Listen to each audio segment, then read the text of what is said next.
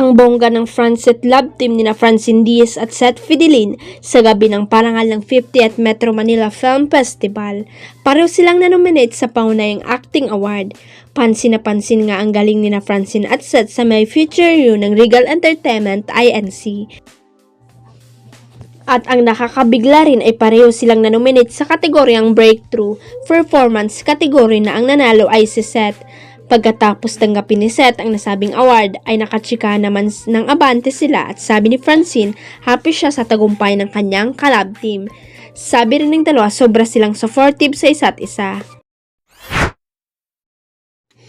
Ang bongga lang ng friendship ni Rofa Gutierrez, Sunshine Cruz at Carla Estrada. Basta may time talaga namang nagbabanding silang tatlo. Kadalasan din ay kasama nilang iba pang mga kaibigan at kamakailan nga lang ay nagsama-sama na naman silang tatlo at kasama ang iba pa nilang mga kaibigan. Kinunan nga ni Rufa ng video ang bonding moment nila bago kumain at inintroduce niya ang mga kasama.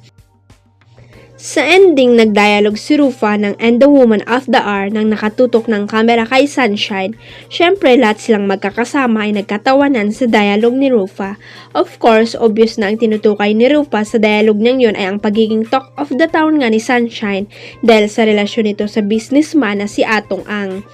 In fairness, talagang nakatuon ngayon ang atensyon ng mga era, pakialamera, entregera, usisera, kina Sunshine at Atong, kaya naman certified na woman of the hour talaga ang actress na hanggang ngayon ay wala pa ring kopas sa kasiksiyan.